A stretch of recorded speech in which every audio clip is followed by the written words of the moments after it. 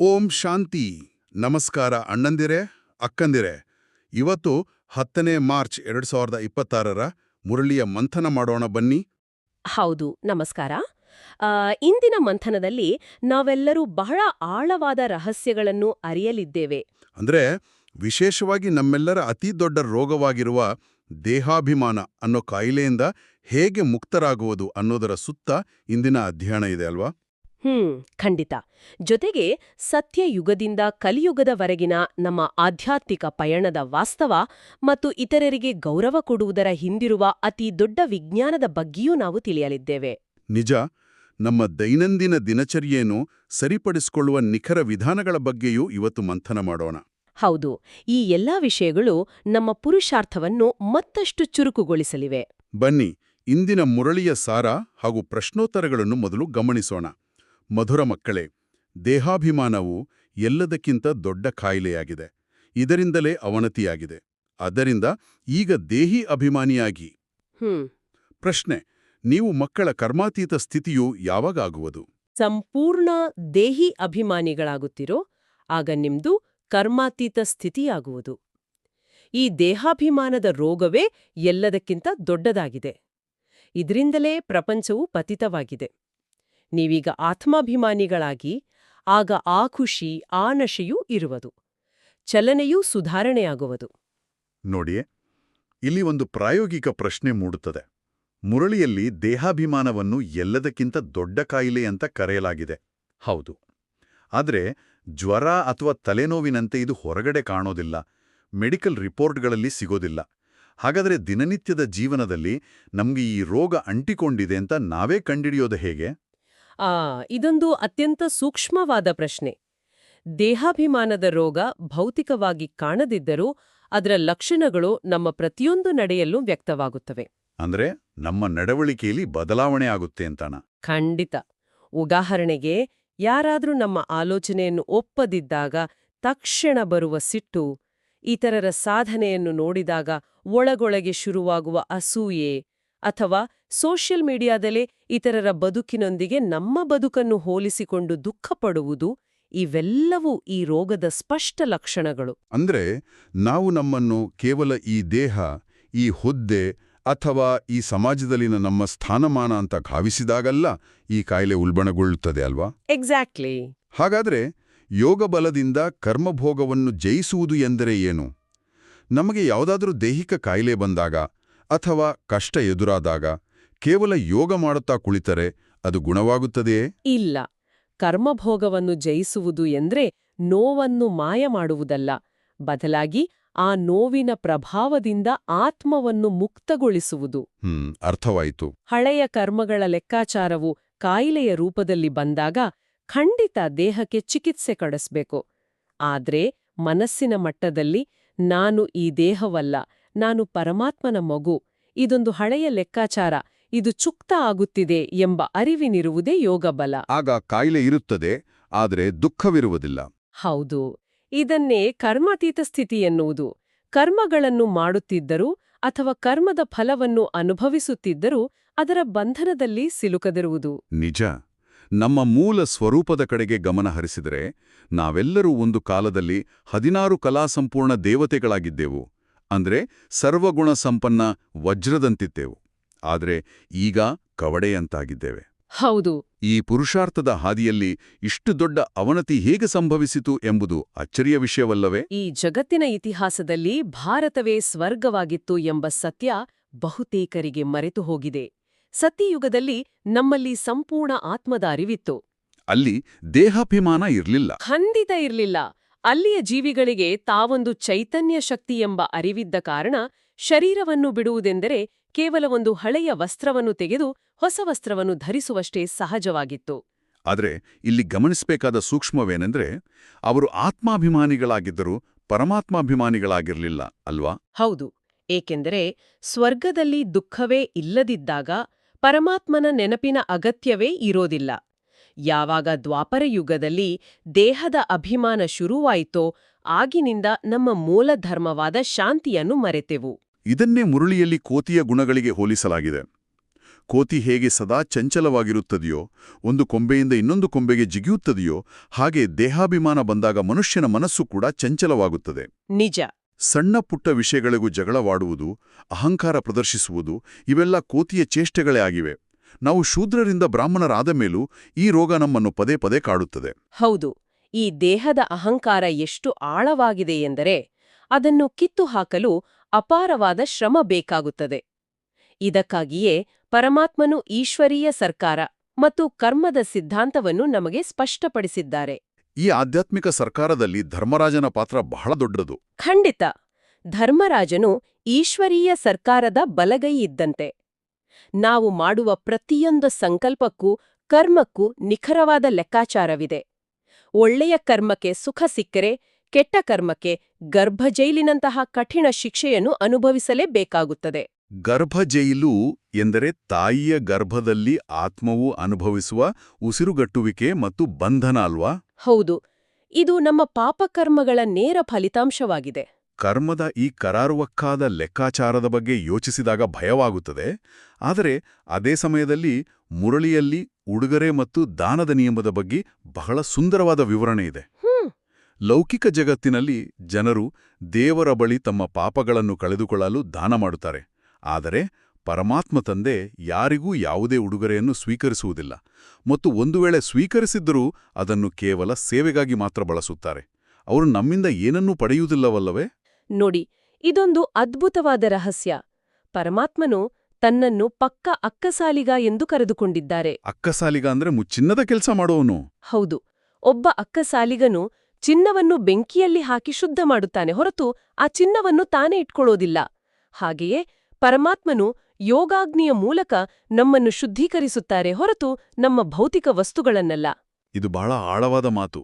ನಾವು ಸೇವೆಗಾಗಿ ಏನೇ ಸಮರ್ಪಿಸಿದ್ರೂ ತಂದೆಯು ಅದನ್ನು 100 ಪಟ್ಟು ಹೆಚ್ಚಿಸಿ ನಮಗೆ ಮರಳಿ ತುಂಬಿಕೊಡುತ್ತಾರೆ. ಲೌಕಿಕದಲ್ಲಿ ನಾವು ಯಾರಿಗಾದ್ರೂ ಏನಾದ್ರೂ ಕೊಟ್ರೆ ನಮ್ಮ ಬಳಿ ಅದು ಕಡಿಮೆ ಆಗುತ್ತದೆ. ಆದರೆ ಈಶ್ವರೀಯ ಲೆಕ್ಕಾಚಾರದಲ್ಲಿ ನಾವು ಸಮರ್ಪಿಸಿದ್ದು ನಮಗೆ ಅನೇಕ ಪಟ್ಟು ವಾಪಸ್ಸು ಬರುತ್ತದೆ. ಅದ್ಭುತ. ನಮ್ಮ ದಿನನಿತ್ಯದ ಪುರುಷಾರ್ಥದಲ್ಲಿ ಈ ಎಲ್ಲಾ ವಿಚಾರಗಳನ್ನು ಅಳವಡಿಸಿಕೊಳ್ಳಲು ಧಾರಣೆಯ ಅಂಶಗಳು ಬಹಳ ಮುಖ್ಯ. ಇಂದಿನ ಮುರಳಿಯ ಧಾರಣೆಯ ಅಂಶಗಳು ಹೀಗಿವೆ. 1. ದೇಹಾಭಿಮಾನದಲ್ಲಿ ಬಂದು ಯಾವುದೇ ಉಲ್ಟಾ-ಸುಲ್ಟಾ ಕಾರ್ಯ ಮಾಡಬಾರದು. ದೇಹಿ ಅಭಿಮಾನಿಗಳಾಗುವ ಸಂಪೂರ್ಣ ಪುರುಷಾರ್ಥ ಮಾಡಬೇಕಾಗಿದೆ. ತಮ್ಮ ಚಲನೆಯನ್ನು ಸುಧಾರಣೆ ಮಾಡಿಕೊಳ್ತಾ ಇರಬೇಕಾಗಿದೆ. ಖಂಡಿತ. 2. ಬಹಳ ಮಧುರ, ಶೀತಲರಾಗಬೇಕಾಗಿದೆ. ಒಳಗೆ ಕ್ರೋಧ, ಮೋಹದ ಯಾವ ಭೂತವಿದೆಯೋ ಅದನ್ನು ತೆಗೆದು ಹಾಕಬೇಕಾಗಿದೆ. ಇಲ್ಲಿ ನನ್ನದೊಂದು ಪ್ರಶ್ನೆ. ಧಾರಣೆಯ ಅಂಶದಲ್ಲಿ ಮಧುರ ಮತ್ತು ಶೀತಲರಾಗಿರಬೇಕು ಎಂದು ಹೇಳಲಾಗಿದೆ. ಇದು ಕೇಳಲು ಸುಲಭ, ಆದರೆ ವಾಸ್ತವದಲ್ಲಿ ಕಷ್ಟವಲ್ಲವೇ? ಉದಾಹರಣೆಗೆ, ಆಫೀಸ್ನಲ್ಲಿ ಯಾರಾದರೂ ನಮ್ಮ ಕೆಲಸವನ್ನು ನಿರಂತರವಾಗಿ ಟೀಕಿಸುತ್ತಿದ್ರೆ ಅಥವಾ ಮನೆಯಲ್ಲಿ ಸಂಬಂಧಗಳು ಹದಗೆಟ್ಟಾಗ ಆ ಕ್ರೋಧದ ಭೂತವನ್ನು ಹೊರಹಾಕಿ ಒಳಗಿನಿಂದ ಶೀತಲವಾಗಿರೋದು ಹೇಗೆ ಸಾಧ್ಯ? ಇದು ಪ್ರತಿಯೊಬ್ಬ ಪುರುಷಾರ್ಥಿಯೂ ಎದುರಿಸುವ ಸವಾಲು. ಕ್ರೋಧ ಮತ್ತು ಮೋಹಗಳನ್ನು ಭೂತಗಳು ಎಂದು ಕರೆಯಲು ಒಂದು ಕಾರಣವಿದೆ. ಏನು ಆ ಕಾರಣ? ಭೂತ ಹಿಡಿದ ವ್ಯಕ್ತಿ ಹೇಗೆ ತನ್ನ ನಿಯಂತ್ರಣದಲ್ಲಿ ಇರುವುದಿಲ್ಲವೋ ಹಾಗೆ ಕೋಪ ಬಂದಾಗ ನಾವು ನಮ್ಮ ನಿಯಂತ್ರಣ ಕಳೆದುಕೊಳ್ಳುತ್ತೇವೆ. ಕಠಿಣ ಪರಿಸ್ಥಿತಿಗಳಲ್ಲಿ ಶೀತಲವಾಗಿರಲು ಒಂದೇ ದಾರಿ: ಸಾಕ್ಷಿ ಭಾವ. ಅಂದ್ರೆ ದೂರದಿಂದ ನೋಡುವುದು. ಹೌದು. ಎದುರಿಗಿರುವ ವ್ಯಕ್ತಿಯು ತನ್ನದೇ ಆದ ಹಳೆಯ ಕರ್ಮದ ಸಂಸ್ಕಾರದ ಪ್ರಭಾವದಲ್ಲಿದ್ದಾನೆ, ಅವನು ಕೂಡ ವಿಕಾರಗಳಿಗೆ ವಶನಾದ ಪರವಶ ಆತ್ಮ ಎಂದು ತಿಳಿದಾಗ ಅವರ ಮೇಲೆ ಕೋಪ ಬರುವುದಿಲ್ಲ, ಬದಲಾಗಿ ಕರುಣೆ ಬರುತ್ತದೆ. ಈ ತಿಳುವಳಿಕೆಯೇ ನಮ್ಮನ್ನು ಆಂತರಿಕವಾಗಿ ಮಧುರ ಮತ್ತು ಶೀತಲವಾಗಿರಿಸುತ್ತದೆ. ಖಂಡಿತವಾಗಿಯೂ. ಇಂದಿನ ವರದಾನವು ಈ ಮಧುರತೆ ಮತ್ತು ಗೌರವದ ವಿಚಾರವನ್ನೇ ಮತ್ತಷ್ಟು ವಿಸ್ತರಿಸುತ್ತದೆ. ವರದಾನ: ಗೌರವ ಕೊಡುವ ರೆಕಾರ್ಡನ್ನು ಸರಿಯಾಗಿ ಇಟ್ಟುಕೊಂಡು ಖುಷಿಯ ಮಹಾದಾನ ಮಾಡುವಂತಹ ಪುಣ್ಯ ಆತ್ಮ ಭವ. ವರ್ತಮಾನ ಸಮಯದಲ್ಲಿ 4 ಕಡೆಗಳಲ್ಲಿ ಗೌರವ ಕೊಡುವ ರೆಕಾರ್ಡನ್ನು ಸರಿಪಡಿಸಿಕೊಳ್ಳುವ ಅವಶ್ಯಕತೆಯಿದೆ. ನಂತರದಲ್ಲಿ ಇದೇ ಹಾಡು 4 ಕಡೆಗಳಲ್ಲಿ ಮುಳುಗುವುದು. ರಿಗಾರ್ಡ್ ಕೊಡುವುದು ಮತ್ತು ತೆಗೆದುಕೊಳ್ಳುವುದು. ಕಿರಿಯರಿಗೂ ಗೌರವ ಕೊಡಿ, ಹಿರಿಯರಿಗೂ ಗೌರವ ಕೊಡಿ. ಈಗ ಈ ರಿಗಾರ್ಡ್ನ ರೆಕಾರ್ಡ್ ಹೊರಬರಬೇಕಾಗಿದೆ. ಹೀಗಾದಾಗ ಖುಷಿಯ ದಾನ ಮಾಡುವಂತಹ ಮಹಾದಾನಿ ಪುಣ್ಯಾತ್ಮರಾಗಿ ಬಿಡ್ತೀರಿ. ಯಾರಿಗೇ ಆಗಲಿ ಗೌರವ ಕೊಟ್ಟು ಖುಷಿಪಡಿಸುವುದು ಇದು ಅತಿಶ್ರೇಷ್ಠವಾದ ಪುಣ್ಯದ ಕಾರ್ಯವಾಗಿದೆ, ಸೇವೆಯಾಗಿದೆ. ಬಹಳ ಅದ್ಭುತವಾದ ವರದಾನ ಇದು. ಇಲ್ಲಿ 2 ಮುಖ್ಯ ಪ್ರಶ್ನೆಗಳಿವೆ. ಮೊದಲನೆಯದಾಗಿ, ಗೌರವ ಕೊಡುವ ರೆಕಾರ್ಡಿಟ್ಟುಕೊಳ್ಳುವುದು ಎಂದರೆ ನಿಖರವಾಗಿ ಏನು? ಮತ್ತು ಎರಡನೆಯದಾಗಿ, ಇತರರಿಗೆ ಗೌರವ ಕೊಡುವುದು ಪರಮಾತ್ಮ ತಂದೆಗೆ ಸಮಾನರಾಗಲು ನಮಗೆ ಹೇಗೆ ಸಹಾಯ ಮಾಡುತ್ತದೆ? ಬಹಳ ಸುಂದರವಾದ ಪ್ರಶ್ನೆ.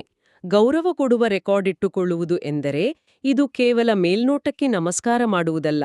ನಮ್ಮ ಸಂಪರ್ಕಕ್ಕೆ ಬರುವ ಪ್ರತಿಯೊಬ್ಬರಂದಿಗೂ, ಅವರು ನಮಗಿಂತ ಚಿಕ್ಕವರಿರ್ಬೋದು, ದೊಡ್ಡವರಿರ್ಬೋದು, ಅಥವಾ ಜ್ಞಾನದಲ್ಲಿ ಹೊಸಬರೇ ಆಗಿರಬಹುದು, ಅವರನ್ನು ಆತ್ಮಿಕ ದೃಷ್ಟಿಯಿಂದ ನೋಡುವುದು. ಅಂದರೆ ಅವರ ದೇಹವನ್ನು ನೋಡದೆ ಆತ್ಮವನ್ನು ನೋಡುವುದು. ಹೌದು, ಅವರಲ್ಲಿರುವ ದೌರ್ಬಲ್ಯಗಳ ಕಡೆ ಗಮನ ಹರಿಸದೆ ಅವರಲ್ಲಿರುವ ವಿಶೇಷತೆಗಳನ್ನು ಗುರುತಿಸಿ ಅವರನ್ನು ಹಾಗೆಯೇ ಒಪ್ಪಿಕೊಳ್ಳುವುದು. ಇನ್ನು ಇದು ತಂದೆಗೆ ಸಮಾನರಾಗಲು ಹೇಗೆ ಸಹಾಯ ಮಾಡುತ್ತದೆ? ಏಕೆಂದರೆ ಪರಮಾತ್ಮನು ಎಂದಿಗೂ ನಮ್ಮ ಪಾಪಗಳನ್ನು, ದೋಷಗಳನ್ನು ಎಣಿಸುತ್ತಾ ಕೂಡುವುದಿಲ್ಲ.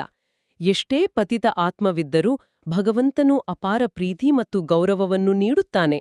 ನಾವು ಕೂಡ ಇತರರ ಅಹಂಕಾರವನ್ನು ಕೆಣಕದೆ ಅವರಿಗೆ ಗೌರವ ಕೊಟ್ಟಾಗ ಅವರಲ್ಲಿ ಅಪಾರವಾದ ಖುಷಿ ಮೂಡುತ್ತದೆ. ನಿಜ. ದುಃಖಿತ ಜಗತ್ತಿನಲ್ಲಿ ಒಬ್ಬರಿಗೆ ಆಂತರಿಕ ಖುಷಿ ಕೊಡುವುದಕ್ಕಿಂತ ದೊಡ್ಡ ಪುಣ್ಯ ಮತ್ತೊಂದಿಲ್ಲ. ಹೌದು, ಯಾರು ಈ ಖುಷಿಯ ದಾನ ಮಾಡುತ್ತಾರೋ ಅವರೂ ಸಹಜವಾಗಿಯೇ ಭಗವಂತನ ಸಮಾನರಾಗುತ್ತಾರೆ. ಇಂದಿನ ಮುರಳಿಯ ಸ್ಲೋಗನ್ ಕೂಡ ನಮ್ಮನ್ನು ತೀವ್ರ ಪುರುಷಾರ್ಥದ ಕಡೆಗೆ ಎಚ್ಚರಿಸುತ್ತದೆ. ಸ್ಲೋಗನ್: ಪ್ರತಿ ಘಡಿಗೆಯನ್ನು ಅಂತಿಮ ಘಡಿಗೆ ಎಂದು ತಿಳಿದುಕೊಂಡು ನಡೆಯುತ್ತೀರೆಂದರೆ ಎವರಿಡಿಯಾಗಿರುತ್ತೀರಿ. ಖಂಡಿತ, ಇದು ನಮ್ಮ ಆಧ್ಯಾತ್ಮಿಕ ಜಾಗೃತಿಗೆ ನೀಡಲಾದ ಅತಿ ದೊಡ್ಡ ಎಚ್ಚರಿಕೆಯ ಗಂಟೆ. ಇದು ಹೇಗೆ? ನಮ್ಮಲ್ಲಿ ಅನೇಕರಿಗೆ ಇನ್ನೂ ಸಮಯವಿದೆ, ನಾಳೆ ಯೋಗ ಮಾಡೋಣ, ನಾಳೆ ನಮ್ಮ ಸಂಸ್ಕಾರ ಬದಲಾಯಿಸಿಕೊಳ್ಳೋಣ ಎಂಬ ಮುಂದೂಡುವ ಅಭ್ಯಾಸವಿರುತ್ತದೆ. ಆದರೆ ಪ್ರತಿ ಘಡಿಗೆಯನ್ನು ಅಂತಿಮ ಘಡಿಗೆ ಎಂದು ತಿಳಿದುಕೊಳ್ಳುವುದು ಎಂದರೆ ಸಾವಿನ ಭಯದಿಂದ ನಡುಗುವುದಲ್ಲ, ಬದಲಾಗಿ ಸಂಪೂರ್ಣ ಪ್ರಜ್ಞಾಪೂರ್ವಕವಾಗಿ ಬದುಕುವುದು. ಅಂದರೆ ಎವರ್ ರೆಡಿಯಾಗಿರುವುದು. ಹೌದು. ಒಬ್ಬ ವಿದ್ಯಾರ್ಥಿ ವರ್ಷವಿಡೀ ಚೆನ್ನಾಗಿ ಓದಿದ್ದರೆ ನಾಳೆಯೇ ಫೈನಲ್ ಪರೀಕ್ಷೆ ಎಂದರೂ ಅವನಿಗೆ ಭಯವಿರುವುದಿಲ್ಲ. ಅವನು ಎವರಿಡಿಯಾಗಿರುತ್ತಾನೆ. ಅದೇ ರೀತಿ ನಮ್ಮ ಲೆಕ್ಕಾಚಾರಗಳನ್ನು, ಸಂಬಂಧಗಳನ್ನು ನಾವು ಶುದ್ಧವಾಗಿಟ್ಟುಕೊಂಡಿದ್ದರೆ ಇದೇ ಕ್ಷಣ ಶರೀರ ಬಿಡಬೇಕಾಗಿ ಬಂದರೂ ನಮಗೆ ಯಾವುದೇ ಅಂಜಿಕೆ ಇರುವುದಿಲ್ಲ. ಯಾವ ಆತ್ಮಕ್ಕೆ ಹಳೆಯ ಕಹಿ ನೆನಪುಗಳಾಗಲಿ ಭವಿಷ್ಯದ ಚಿಂತೆಗಳಾಗಲಿ ಇರುವುದಿಲ್ಲವೋ, ಯಾರು ಪ್ರತಿಯೊಂದು ಕರ್ಮವನ್ನು ಇದೇ ನನ್ನ ಕೊನೆಯ ಕರ್ಮ ಎಂಬ ಶ್ರೇಷ್ಠ ಭಾವನೆಯಿಂದ ಮಾಡ್ತಾರೋ ಅವರು ಮಾತ್ರ ಎವರಿಡಿಯಾಗಿರಲು ಸಾಧ್ಯ. ಇದು ಅವಶ್ಯಕ. ಮನುಷ್ಯರು ತಿಳಿಯುತ್ತಾರೆ, ಈ 3 ಗುಣಗಳು ಒಟ್ಟಿಗೆ ನಡೆಯುತ್ತಿರ್ತದೆ. ಆದರೆ ವಿವೇಕ ಏನು ಹೇಳ್ತದೆ? ಏನು ಈ 3 ಗುಣಗಳು ಒಟ್ಟೊಟ್ಟಿಗೆ ಬರ್ತವೆಯೋ ಅಥವಾ 3 ಗುಣಗಳ ಪಾತ್ರ ಬೇರೆ ಬೇರೆ ಯುಗಗಳಲ್ಲಿ ಇರುವುದಾ? ವಿವೇಕವಂತೂ ಹೀಗೆ ಹೇಳ್ತದೆ, ಈ 3 ಗುಣಗಳು ಒಟ್ಟೊಟ್ಟಿಗೆ ನಡೆಯುವುದಿಲ್ಲ. ಯಾವಾಗ ಸತ್ಯಯುಗವಿರ್ತದೆ ಆಗ ಸತೋಗುಣವಿರ್ತದೆ, ದ್ವಾಪರ ಯುಗದಲ್ಲಿ ರಜೋಗುಣವಿರ್ತದೆ ಮತ್ತು ಕಲಿಯುಗದಲ್ಲಿ ತಮೋಗುಣವಿರ್ತದೆ. ಯಾವಾಗ ಸತೋ ಇರ್ತದೆ ಆಗ ತಮೋ ರಜೋ ಇರುವುದಿಲ್ಲ, ಯಾವಾಗ ರಜೋ ಇರ್ತದೆ ಆಗ ಸತೋಗುಣ ಇಲ್ಲ. ಮುಂದುವರೆದು ಮಾತೇಶ್ವರಿಯವರು ಹೀಗೆ ಹೇಳುತ್ತಾರೆ, ಈ ಮನುಷ್ಯರು 3 ಗುಣಗಳು ಒಟ್ಟೊಟ್ಟಿಗೆ ನಡೆಯುತ್ತಾ ಬಂದಿದೆ ಎಂದು ಹೀಗೆ ಅರ್ಥ ಮಾಡಿಕೊಂಡು ಕುಳಿತಿದ್ದಾರೆ. ಈ ಮಾತು ಹೇಳುವುದು ಸಂಪೂರ್ಣ ತಪ್ಪಾಗಿದೆ. ಅವರು ತಿಳಿಯುತ್ತಾರೆ, ಯಾವಾಗ ಮನುಷ್ಯ ಸತ್ಯ ಹೇಳುತ್ತಾನೆ, ಪಾಪಕರ್ಮ ಮಾಡಲ್ಲ, ಆಗ ಅವನು ಸತೋಗುಣಿಯಾಗುತ್ತಾನೆ. ಆದರೆ ವಿವೇಕ ಹೇಳುತ್ತದೆ, ಯಾವಾಗ ನಾವು ಸತೋಗುಣ ಎಂದು ಹೇಳುತ್ತೇವೆ ಅಂದಾಗ ಇದರ ಅರ್ಥ ಆಗಿದೆ ಸಂಪೂರ್ಣ ಸುಖ. ಅಂದಾಗ ಇಡೀ ಸೃಷ್ಟಿ ಸತೋಗುಣಿಯಾಗಿರುತ್ತದೆ. ಉರಿದಂತೆ ಹೀಗೆ ಹೇಳಲಾಗುವುದಿಲ್ಲ, ಯಾರು ಸತ್ಯ ಹೇಳುತ್ತಾರೋ ಅವರು ಸತೋಗುಣಿ ಮತ್ತು ಯಾರು ಸುಳ್ಳನ್ನು ಹೇಳುತ್ತಾರೋ ಅವರು ಕಲಿಯುಗ ತಮೋಗುಣಿಯಾಗಿದ್ದಾರೆ. ಪ್ರಪಂಚ ಹೀಗೆ ನಡೆಯುತ್ತಾ ಬಂದಿದೆ. ಈಗ ಯಾವಾಗ ನಾವು ಸತ್ಯಯುಗ ಎಂದು ಹೇಳುತ್ತೇವೆ ಆಗ ಇದರ ಅರ್ಥವಾಗಿದೆ ಇಡೀ ಸೃಷ್ಟಿಯಲ್ಲಿ ಸತೋಗುಣ ಸತೋಪ್ರಧಾನ ಇರಬೇಕು. ಹಿಂದೆ ಒಂದು ಸಮಯದಲ್ಲಿ ಹೀಗೆ ಸತ್ಯಯುಗ ಇತ್ತು, ಎಲ್ಲಿ ಇಡೀ ಸಂಸಾರ ಸತೋಗುಣಿಯಾಗಿತ್ತು. ಈಗ ಆ ಸತ್ಯಯುಗ ಇಲ್ಲ. ಈಗಂತೂ ಕಲಿಯುಗಿ ಪ್ರಪಂಚವಿದೆ. ಇಡೀ ಸೃಷ್ಟಿಯ ಮೇಲೆ ತಮೋಪ್ರಧಾನತೆಯ ರಾಜ್ಯವಿದೆ. ಈ ತಮೋಗುಣಿ ಸಮಯದಲ್ಲಿ ಮತ್ತೆ ಸತೋಗುಣಿ ಎಲ್ಲಿಂದ ಬಂತು? ಈಗ ಘೋರ ಅಂಧಕಾರವಿದೆ, ಯಾವುದಕ್ಕೆ ಬ್ರಹ್ಮನ ರಾತ್ರಿ ಎಂದು ಹೇಳಲಾಗುವುದು. ಬ್ರಹ್ಮನ ಹಗಲಾಗಿದೆ, ಸತ್ಯಯುಗ ಬ್ರಹ್ಮನ ರಾತ್ರಿ ಕಲಿಯುಗವಾಗಿದೆ. ಆದ್ದರಿಂದ ಎರಡನ್ನೂ ಸೇರಿಸಲು ಸಾಧ್ಯವಿಲ್ಲ. ಪ್ರಪಂಚದಲ್ಲಿ ಅನೇಕ ಮನುಷ್ಯರು ಈ 3 ಗುಣಗಳು ಒಟ್ಟಿಗೆ ಇರುತ್ತವೆ. ಅಂದ್ರೆ ಒಬ್ಬನೇ ಮನುಷ್ಯ ಒಂದೊಂದು ಬಾರಿ ಒಂದೊಂದು ಗುಣ ತೋರಿಸ್ತಾನೆ ಎಂದು ನಂಬಿದ್ದಾರೆ. ಆದರೆ ಇದು ತಾರ್ಕಿಕವಾಗಿ ಹೇಗೆ ಅಸಾಧ್ಯ? ಇದನ್ನೊಂದು ಆಧುನಿಕ ಉದಾಹರಣೆಯ ಮೂಲಕ ಅರ್ಥೈಸಿಕೊಳ್ಳೋಣ. ನಮ್ಮ ಸ್ಮಾರ್ಟ್ಫೋನ್ ಬ್ಯಾಟರಿಯನ್ನು ತೆಗೆದುಕೊಳ್ಳಿ. ಅದು ಒಂದೇ ಸಮಯದಲ್ಲಿ 100% ಚಾರ್ಜ್ ಆಗಿದ್ದುಕೊಂಡು ಅದೇ ನಿಮಿಷದಲ್ಲಿ 1% ರೆಡ್ ಲೈನ್ ವಾರ್ನಿಂಗ್ ತೋರಿಸಲು ಸಾಧ್ಯವೇ? ಖಂಡಿತ ಇಲ್ಲ. ಅದೇ ರೀತಿ ಸತ್ಯಯುಗ ಎಂದರೆ ಸಂಪೂರ್ಣ ಚಾರ್ಜ್ ಆಗಿರುವ ಬ್ಯಾಟರಿಯಂತೆ, ಅದು ಸಂಪೂರ್ಣ ಸತೋಪ್ರಧಾನ. ಕಲಿಯುಗ ಎಂದರೆ ಖಾಲಿಯಾಗಿರುವ ಬ್ಯಾಟರಿ, ಅದು ಸಂಪೂರ್ಣ ತಮೋಪ್ರಧಾನ. ಆದ್ದರಿಂದ ಈ ಗುಣಗಳು ಬೇರೆ ಬೇರೆ ಯುಗಗಳಲ್ಲಿ ತಮ್ಮ ಪ್ರಭಾವವನ್ನು ತೋರುತ್ತವೆಯೇ ಹೊರತು ಒಂದೇ ಯುಗದಲ್ಲಿ ಒಟ್ಟಿಗೆ ಇರಲು ಸಾಧ್ಯವೇ ಇಲ್ಲ. ಇಲ್ಲಿ ಬ್ರಹ್ಮನ ಹಗಲು ಮತ್ತು ಬ್ರಹ್ಮನ ರಾತ್ರಿಯ ನಡುವಿನ ವ್ಯತ್ಯಾಸವನ್ನು ಬಹಳ ಸ್ಪಷ್ಟವಾಗಿ ಒತ್ತಿ ಹೇಳಲಾಗಿದೆಯಲ್ವಾ? ಹೌದು, ಹಗಲಿನಲ್ಲಿ ಕತ್ತಲೆ ಇರಲು ಸಾಧ್ಯವಿಲ್ಲ. ಹಾಗೆಯೇ ರಾತ್ರಿಯಲ್ಲಿ ಸೂರ್ಯನ ಬೆಳಕು ಇರಲು ಸಾಧ್ಯವಿಲ್ಲ. ಸತ್ಯಯುಗದ ಸತೋಗುಣದಲ್ಲಿ ಸಂಪೂರ್ಣ ಸುಖ ಶಾಂತಿಯಿತ್ತು. ಕಲಿಯುಗದಲ್ಲಿ ಸಂಪೂರ್ಣ ಅಂಧಕಾರವಿದೆ. ಎರಡನ್ನೂ ಸೇರಿಸಿ ನೋಡುವ ಮನುಷ್ಯರ ದೃಷ್ಟಿಕೋನ ಅಜ್ಞಾನದಿಂದ ಕೂಡಿದೆ. ಎರಡನೆಯ ಮಹಾವಾಕ್ಯದಲ್ಲಿ ಪರಮಾತ್ಮನ ಕರ್ತವ್ಯದ ಬಗ್ಗೆ ಅದ್ಭುತವಾಗಿ ಹೇಳಲಾಗಿದೆ. ಕಲಿಯುಗಿ ಅಸಾರ ಸಂಸಾರದಿಂದ ಸತ್ಯಯುಗಿ ಸಾರಯುಕ್ತ ಪ್ರಪಂಚಕ್ಕೆ ಕರೆದೊಯ್ಯುವುದು ಒಬ್ಬ ಪರಮಾತ್ಮನದೇ ಕರ್ತವ್ಯವಾಗಿದೆ. ಈ ಕಲಿಯುಗಿ ಸಂಸಾರವನ್ನು ನಿಸ್ಸಾರ, ಅಸಾರ ಸಂಸಾರವೆಂದು ಏಕೆ ಹೇಳುತ್ತಾರೆ? ಏಕೆಂದರೆ ಈ ಪ್ರಪಂಚದಲ್ಲಿ ಯಾವುದೇ ಸಾರವಿಲ್ಲ. ಅಂದ್ರೆ ಯಾವುದೇ ವಸ್ತುವಿನಲ್ಲಿ ಆ ಶಕ್ತಿ ಉಳಿದಿಲ್ಲ. ಅರ್ಥಾತ್ ಸುಖ, ಶಾಂತಿ, ಪವಿತ್ರತೆ ಇಲ್ಲ. ಯಾವುದು ಇದೇ ಸೃಷ್ಟಿಯಲ್ಲಿ ಒಂದು ಸಮಯದಲ್ಲಿ ಸುಖ, ಶಾಂತಿ, ಪವಿತ್ರತೆ ಇತ್ತು, ಈಗ ಆ ಶಕ್ತಿ ಇಲ್ಲ. ಏಕೆಂದರೆ ಈ ಸೃಷ್ಟಿಯಲ್ಲಿ 5 ಭೂತಗಳ ಪ್ರವೇಶತೆಯಾಗಿದೆ. ಇದರಿಂದಲೇ ಈ ಸೃಷ್ಟಿಯನ್ನು ಭಯದ ಸಾಗರ ಅಥವಾ ಕರ್ಮಬಂಧನದ ಸಾಗರ ಎಂದು ಹೇಳುತ್ತಾರೆ. ಇದರಿಂದಲೇ ಮನುಷ್ಯ ದುಃಖಿಯಾಗಿ ಪರಮಾತ್ಮನನ್ನು ಕರೆಯುತ್ತಿದ್ದಾನೆ. ಪರಮಾತ್ಮ ನಮ್ಮನ್ನು ಭವಸಾಗರದಿಂದ ಪಾರು ಮಾಡಿ ಎಂದು. ಇದರಿಂದ ಸಿದ್ಧವಾಗುತ್ತದೆ, ಖಂಡಿತ ಯಾವುದೋ ಅಭಯ ಅರ್ಥಾತ್ ನಿರ್ಭಯತೆಯ ಜಗತ್ತು ಇದೆ. ಯಾವುದರಲ್ಲಿ ಹೋಗಲು ಇಚ್ಛೆಪಡುತ್ತಾರೆ. ಆದ್ದರಿಂದ ಈ ಸಂಸಾರವನ್ನು ಪಾಪದ ಸಾಗರ ಎಂದು ಹೇಳುತ್ತಾರೆ. ಅದರಿಂದ ಪಾರು ಮಾಡಿ ಪುಣ್ಯ ಆತ್ಮಗಳ ಪ್ರಪಂಚಕ್ಕೆ ಹೋಗಲು ಇಚ್ಛೆಪಡುತ್ತಾರೆ. ಅಂದಾಗ 2 ಪ್ರಪಂಚಗಳಿವೆ. ಒಂದು ಸತ್ಯಯೋಗಿ ಸಾರಯುಕ್ತ ಪ್ರಪಂಚ, ಎರಡನೆಯದಾಗಿದೆ ಕಲಿಯುಗಿ ನಿಸ್ಸಾರ ಅಸಾರ ಪ್ರಪಂಚ. ಎರಡೂ ಪ್ರಪಂಚಗಳು ಇದೇ ಸೃಷ್ಟಿಯಲ್ಲಿ ಇರ್ತದೆ. ಈಗ ಪರಮಾತ್ಮ ಆ ಸಾರಯುಕ್ತ ಪ್ರಪಂಚದ ಸ್ಥಾಪನೆ ಮಾಡ್ತಿದ್ದಾರೆ. ಈ ಅಸಾರ ಪ್ರಪಂಚದ ಪರಿಕಲ್ಪನೆ ಬಹಳ ವಾಸ್ತವಿಕವಾಗಿದೆ. ಕಬ್ಬಿನ ಜಲ್ಲಿಯಿಂದ ರಸವನ್ನೆಲ್ಲ ಹಿಂಡಿ ತೆಗೆದ ಮೇಲೆ ಕೇವಲ ಸಿಪ್ಪೆ ಉಳಿಯುತ್ತದಲ್ವೇ? ಹೌದು, ಅದರಲ್ಲಿ ಯಾವುದೇ ರುಚಿ ಇರುವುದಿಲ್ಲ. ಹಾಗೆ ಕಾಮ, ಕ್ರೋಧ, ಲೋಭ, ಮೋಹ, ಅಹಂಕಾರ ಎಂಬ 5 ವಿಕಾರಗಳು ಈ ಪ್ರಪಂಚದ ಸಾರವನ್ನೆಲ್ಲ ಹೀರಿದ ಮೇಲೆ ಈಗ ಉಳಿದಿರುವುದು ಕೇವಲ ನಿಸ್ಸಾರವಾದ ಭವಸಾಗರ. ನಿಜ.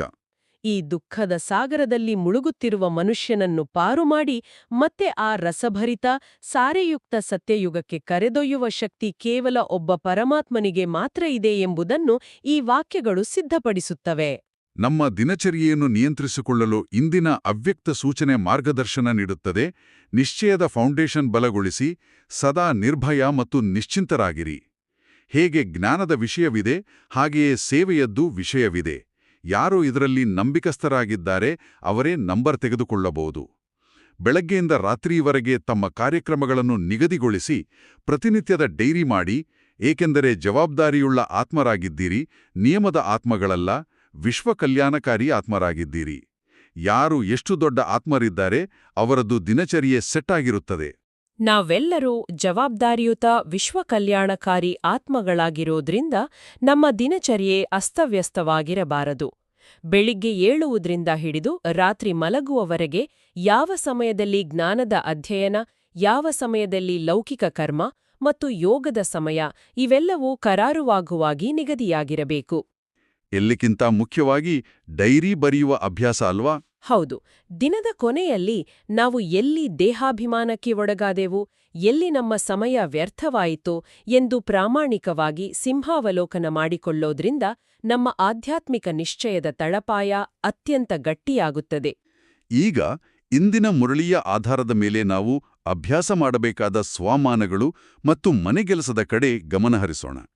ನಾನು ದೇಹಾಭಿಮಾನವನ್ನು ತೊರೆದು ಸದಾ ದೇಹಿ ಅಭಿಮಾನಿ ಸ್ಥಿತಿಯಲ್ಲಿರುವ ಶ್ರೇಷ್ಠ ಆತ್ಮನಾಗಿದ್ದೇನೆ. ನಾನು ಈ ಕಲಿಯುಗಿಯ ಅಸಾರ ಸಂಸಾರದಿಂದ ಪಾರಾಗಿ ಸತ್ಯಯುಗದ ಸಾರಯುಕ್ತ ಪ್ರಪಂಚಕ್ಕೆ ಅಧಿಕಾರಿಯಾಗಿರುವ ಸಂಪೂರ್ಣ ಸತೋಗುಣಿ ಆತ್ಮನಾಗಿದ್ದೇನೆ. ನಾನು ನನ್ನ ಶಕ್ತಿಶಾಲಿ ಹಾಗೂ ಶುಭ ವೃತ್ತಿಯ ಮೂಲಕ ಇಡೀ ವಾಯುಮಂಡಲವನ್ನು ಪಾವನವಾಗಿ ಪರಿವರ್ತಿಸುವಂತಹ ವಿಶ್ವ ಪರಿವರ್ತಕ ಆತ್ಮನಾಗಿದ್ದೇನೆ. ನಾನು ಪರಮಾತ್ಮನ ಶ್ರೀಮತದಂತೆ ನಡೆಯುವ ಆಜ್ಞಾಕಾರಿ ಆತ್ಮನಾಗಿದ್ದೇನೆ. ನಾನು ಪ್ರತಿಯೊಬ್ಬರಿಗೂ ಗೌರವ ಕೊಟ್ಟು ಖುಷಿಪಡಿಸುವಂತಹ ಮಹಾದಾನಿ ಪುಣ್ಯಾತ್ಮನಾಗಿದ್ದೇನೆ. ನಾನು ಪ್ರತಿ ಗಳಿಗೆಯನ್ನು ಅಂತಿಮ ಗಳಿಗೆಯೆಂದು ತಿಳಿದು ಸದಾ ಎವರೆಡಿ ಆಗಿರುವ ಆತ್ಮನಾಗಿದ್ದೇನೆ. ನಾನು ಸದಾಕಾಲ ಆತ್ಮಾಭಿಮಾನಿ ಸ್ಥಿತಿಯಲ್ಲಿದ್ದು ಬಾಬಾನ ಅಪಾರ ಖುಷಿಯನ್ನು ಅನುಭವಿಸುವ ಮಾಸ್ಟರ್ ಆನಂದಸಾಗರ ಆತ್ಮನಾಗಿದ್ದೇನೆ. ನಾನು ನನ್ನ ದಿನಚರಿಯನ್ನು ನಿಗದಿಗೊಳಿಸಿ ಜವಾಬ್ದಾರಿಯಿಂದ ಸೇವೆ ಮಾಡುವ ವಿಶ್ವ ಕಲ್ಯಾಣಕಾರಿ ಆತ್ಮನಾಗಿದ್ದೇನೆ. ನಾನು ದೇಹಾಭಿಮಾನವನ್ನು ತೊರೆದ ಸಂಪೂರ್ಣ ದೇಹಿ ಅಭಿಮಾನಿ ಆತ್ಮ ಎಂಬ ಸ್ವಮಾನದಲ್ಲಿ ಇಡೀ ದಿನ ಸ್ಥಿತರಾಗಿರಿ. ಇದರ ಜೊತೆಗೆ ಆತ್ಮವು ಈ ದೇಹದ ಮೂಲಕ ಕರ್ಮ ಮಾಡುತ್ತಿದೆ ಎಂಬ ಆಂತರಿಕ ಅಭ್ಯಾಸವನ್ನು ನಿರಂತರವಾಗಿ ಮಾಡಿ. ಪೂರ್ಣ ಆತ್ಮಾಭಿಮಾನಿ ಎಂದು ಭಾವಿಸಿ ಈ ಹಳೆಯ ಪ್ರಪಂಚದಲ್ಲಿ ನನ್ನ ಪಾತ್ರವನ್ನು ಅರಿತುಕೊಂಡು ಇಂದಿನ ಎಲ್ಲಾ ಕರ್ಮಗಳನ್ನೂ ಮಾಡಿ. ಇಡೀ ದಿನ ಮಧುರತೆ ಗುಣವನ್ನು ಧಾರಣೆ ಮಾಡಿ, ಕೇವಲ ಹೊರಗಿನಿಂದ ಮಾತ್ರವಲ್ಲದೆ ಮನಸ್ಸಿನ ಸಂಕಲ್ಪಗಳಲ್ಲೂ ಈ ಮಧುರತೆಯ ಪ್ರಭಾವ ಇರುವಂತೆ ವಿಶೇಷವಾಗಿ ಗಮನಹರಿಸಿ. ಸರ್ವಗುಣ ಸಂಪನ್ನ ದೇವತೆಯಾಗಲು ಸಂಪೂರ್ಣ ಪವಿತ್ರರಾಗುವ ಪುರುಷಾರ್ಥ ಮಾಡಿ. ಇದಕ್ಕಾಗಿ ಇಡೀ ದಿನ ದೇಹಾಭಿಮಾನದ ರೋಗದಿಂದ ಮುಕ್ತರಾಗಿ ಸಂಕಲ್ಪದ ಶುದ್ಧಿಯ ಕಡೆ ವಿಶೇಷ ಗಮನವಿರಲಿ. ಕರ್ಮಕ್ಷೇತ್ರದಲ್ಲಿ ತಂದೆಯ ಶ್ರೀಮತವನ್ನು ಅರ್ಥಮಾಡಿಕೊಂಡು ದಿನವಿಡೀ ಕಮಲಪುಷ್ಪ ಸಮಾನರಾಗಿ ಶ್ರೇಷ್ಠ ಕರ್ಮಗಳನ್ನು ಮಾಡಿ. ಇದು ಅಂತಿಮ ಸಮಯವಾಗಿರುವುದರಿಂದ ಹಳೆಯ ಪ್ರಪಂಚದ ಬಗ್ಗೆ ಸಂಪೂರ್ಣ ಉಪರತಿ ಹಾಗೂ ವೈರಾಗ್ಯವಿರಲಿ. ನಿಮ್ಮ ಸಮಯ ಮತ್ತು ಶಕ್ತಿಯನ್ನು ವಿಶ್ವ ಕಲ್ಯಾಣದ ಸೇವೆಯಲ್ಲಿ ಸಫಲ ಮಾಡಿಕೊಳ್ಳಿ. ದಿನವಿಡೀ ಏಕಾಗ್ರತೆಯ ಸಮಯದಲ್ಲಿ ಎಲ್ಲರಿಗೂ ಗೌರವ ಕೊಟ್ಟು ಖುಷಿಪಡಿಸುವ ಪುಣ್ಯಾತ್ಮ ನಾನು ಎಂಬ ವರದಾನದ ಸಾರವನ್ನು ಸ್ಮೃತಿಯಲ್ಲಿಟ್ಟುಕೊಳ್ಳಿ ಮತ್ತು ಕರ್ಮಕ್ಷೇತ್ರದಲ್ಲಿ ಸದಾ ಸಿದ್ಧರಾಗಿರುವ ಸ್ಲೋಗನ್ನ ಸಾರವನ್ನು ಅಭ್ಯಾಸ ಮಾಡಿ. ಏಕರಸ ಸ್ಥಿತಿಯಲ್ಲಿ ಒಬ್ಬ ತಂದೆಯ ನೆನಪಿನಲ್ಲಿ ಇರುವುದರ ಮೂಲಕ ದೇಹಾಭಿಮಾನವನ್ನು ಎದುರಿಸುವ ಬಲವನ್ನು ಜಮಾ ಮಾಡಿಕೊಳ್ಳಿ. ಇಂದಿನ ನಮ್ಮ ಆಳವಾದ ಮಂಥನವನ್ನು ಅನ್ವಯಿಸಲು ಒಂದು ಪ್ರಾಯೋಗಿಕ ಕಥೆ ನೆನಪಾಗುತ್ತಿದೆ. ಒಂದು ದೊಡ್ಡ ಐಟಿ ಕಂಪನಿಯಲ್ಲಿ ಒಬ್ಬ ಅತ್ಯಂತ ಬುದ್ಧಿವಂತ ಸಾಫ್ಟ್ವೇರ್ ಆರ್ಕಿಟೆಕ್ಟ್ ಇದ್ದನು. ಆದರೆ ಅವನಿಗೆ ತಾನೊಬ್ಬನೇ ಶ್ರೇಷ್ಠ ಎಂಬ ಅತಿಯಾದ ದೇಹಾಭಿಮಾನವಿತ್ತು. ಸಣ್ಣಪುಟ್ಟ ತಪ್ಪುಗಳಿಗೂ ತನ್ನ ತಂಡದವರನ್ನು ನಿಂದಿಸುತ್ತಿದ್ದನು, ಅವಮಾನಿಸುತ್ತಿದ್ದನು. ಆಫೀಸ್ನಲ್ಲಿ ಎಲ್ಲರೂ ಅವನನ್ನು ದ್ವೇಷಿಸುತ್ತಿದ್ರು. ಕೆಲವು ದಿನಗಳ ನಂತರ ಆ ತಂಡಕ್ಕೆ ಒಬ್ಬ ಹೊಸ ಪ್ರಾಜೆಕ್ಟ್ ಮ್ಯಾನೇಜರ್ ಬಂದ್ರು. ಅವರು ಈ ಆರ್ಕಿಟೆಕ್ಟ್ನ ಅಹಂಕಾರದ ಮಾತುಗಳಿಗೆ ಪ್ರತಿಯಾಗಿ ಸಿಟ್ಟುಗೊಳ್ಳಲಿಲ್ಲ. ಅಂದ್ರೆ ಅವರು ಶೀತಲರಾಗಿದ್ರು. ಹೌದು. ಬದಲಾಗಿ ಮೀಟಿಂಗ್ಗಳಲ್ಲಿ ಅವನ ಅನುಭವವನ್ನು ಪ್ರಾಮಾಣಿಕವಾಗಿ ಗೌರವಿಸಿದ್ರು. ಅವನ ಸಲಹೆಗಳನ್ನು ಕೇಳಿದ್ರು. ಜೊತೆಗೆ ತಂಡದ ಇತರ ಕಿರಿಯ ಸದಸ್ಯರಿಗೂ ಸಮಾನವಾದ ಗೌರವವನ್ನು ನೀಡಲಾರಂಭಿಸಿದರು. ಇದು ವರದಾನದ ರೆಕಾರ್ಡ್ ಇಟ್ಕೊಳ್ಳೋ ಪಾಯಿಂಟ್ ಅಲ್ವಾ? ಎಕ್ಸಾಕ್ಟ್ಲಿ. ಮ್ಯಾನೇಜರ್ ತೋರಿದ ಈ ನಿರಂತರ ಮಧುರತೆ ಮತ್ತು ಎಲ್ಲರಿಗೂ ನೀಡಿದ ರಿಗಾರ್ಡ್ ಆ ಆರ್ಕಿಟೆಕ್ಟ್ನ ಕಠಿಣ ಅಹಂಕಾರವನ್ನು ಕರಗಿಸಿತು. ತನ್ನ ಸಿಟ್ಟು ಕೇವಲ ಒಳಗಿನ ಅಸುರಕ್ಷತೆಯ ಸಂಕೇತ ಎಂಬುದನ್ನು ಅರಿತ ಅವನು ತಾನೇ ಖುದ್ದಾಗಿ ತಂಡದವರ ಕ್ಷಮೆ ಕೇಳಿ ಗೌರವಯುತವಾಗಿ ವರ್ತಿಸಲು ಶುರುಮಾಡಿದನು. ಎಂತಹ ವಾಸ್ತವಿಕವಾದ ಮತ್ತು ಪ್ರೇರಣಾದಾಯಕವಾದ ಕಥೆ! ಇಂದಿನ ಮುರಳಿಯ ಧಾರಣಾ ಪಾಯಿಂಟ್ ಮತ್ತು ವರದಾನಕ್ಕೆ ಇದು ಅತ್ಯುತ್ತಮ ಉದಾಹರಣೆ.